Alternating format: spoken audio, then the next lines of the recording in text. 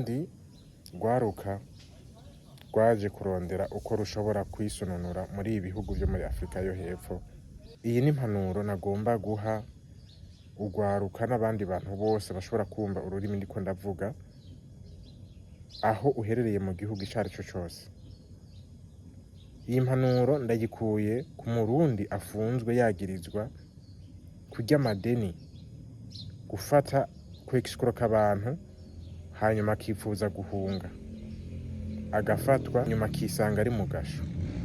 Ivyo nawe nyene ubwiwe akaba ari ibintu yicuza, bikaboneka ko ari ibintu yakoze ariko atari ko yahora, ari impinduka z'ubuzima zamuteye ivyo bintu.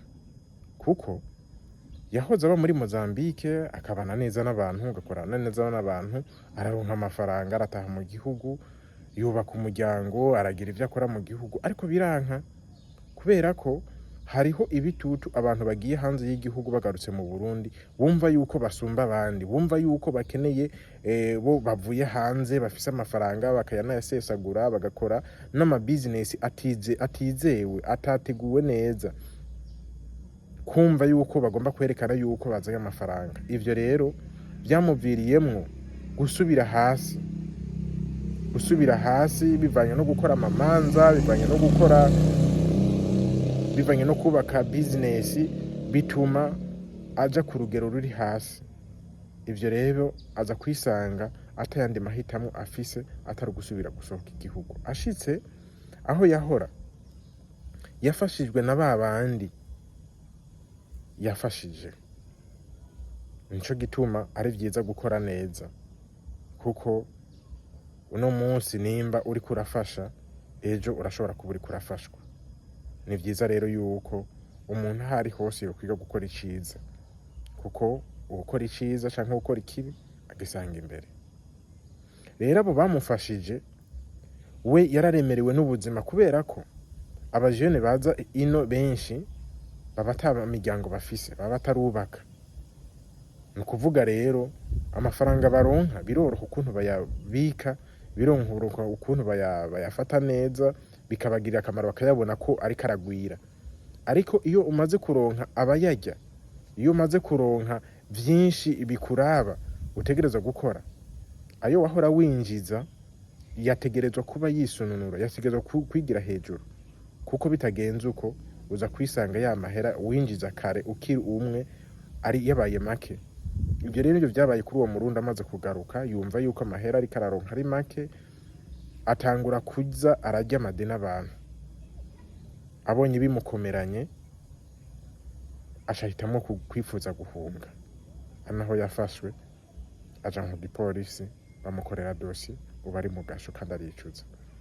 Umuryango bo babifata nk'uko umengo ni ibintu yiteye, ariko nagomba ndabakebure ndababwira ko kuba uri mu gasho, ahantu udafise n'umuntu ashobora kukugemurira, ahantu udafise n'umuntu ashobora kuza kukuraba, urononekara mu buryo bw'umubiri, ukongera ukononekara mu mutwe, kandi urashobora no kugira n'ivyago vyo gushobora kubura ubuzima.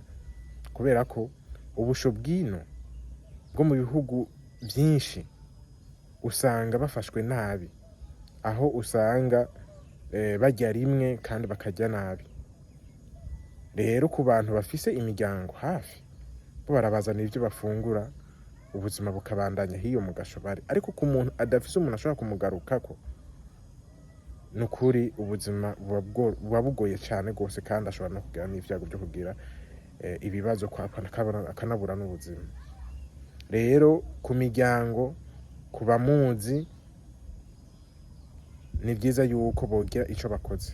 Kandi nkongera nkanahanura abarundi aho baherereye hose, ni vyiza yuko abarundi biga kuja hamwe, biga kugira umuryango, bakamenya ati naka yagize ibibazo twoshobora kumufasha gute, naka afise ibibazo twoshobora kumuhanura gute. Umuntu akumva yuko ahari hose ari mu muryango, wa muco wo gufashanya, wa muco wo gushikiranirako ukabandanya no mu bihugu abarundi bagiye kuronderamwo ubuzima. Ivyo ni ibintu vyiza vyotuma ibibazo abarundi bagira bishobora kugabanuka, kubera ko kuja hamwe bituma abantu bagira ingufu, bituma abantu bagira ivyiyumviro bitandukanye kandi bigafasha communauté gutera imbere.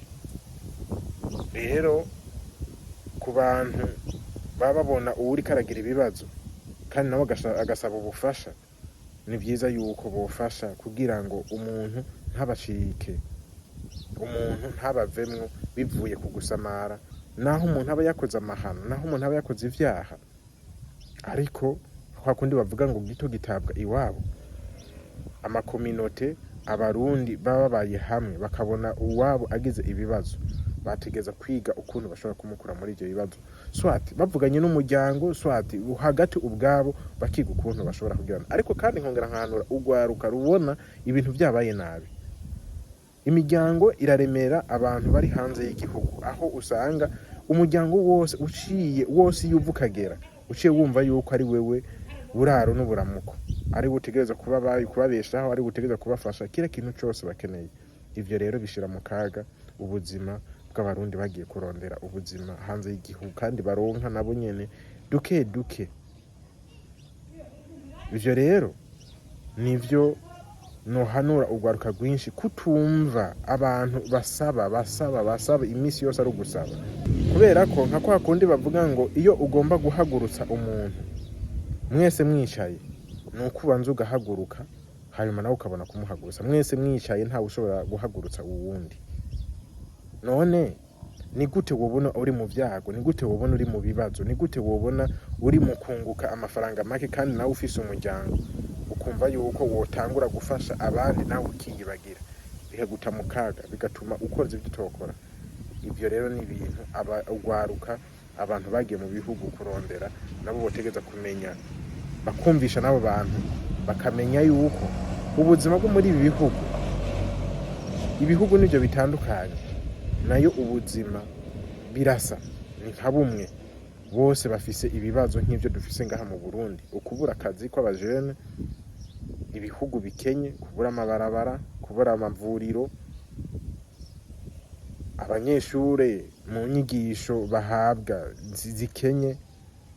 N'ibibazo ibihugu vyo muri Afrika bihuriyeko. Rero kuba wumvise umuntu ngo yagiye muri Zambia, yagiye muri Malawi, yagiye muri Afrika y'Epfo, ntuze wumve ngo n'umuntu ngo afise amafaranga menshi, kandi namwe bagwaruka mwagiye muri ivyo bihugu, kirazira kugara werekana ko uri umuntu ufise amafaranga, haba namba. Ni vyiza yuko wokwitahura, kandi niyo miryango ukayitahuza, kandi niyo miryango ikagerageza gutahura, mukerekana ubuzima mubayimwo by'ukuri. Hari abantu aho bifotoreza ari ahantu hasa neza, inyambaro bambara ni nziza, bikagaragara yuko ari abantu bahindutse, ariko ari gushaka guhuma abantu bebereke yuko bafise amafaranga. Ivyo ntivyari bikwiye. Icari gikwiye nuko wewe wategeza kuba uwuriwe, uwugusavye ivyo udafise ukabimuhakanira, ubona ubishoboye ukamufasha. Ntibisigura yuko ugiye mu mahanga ukaronka utwo uronse wosha wibagira umuryango, navyo nyene sivyo.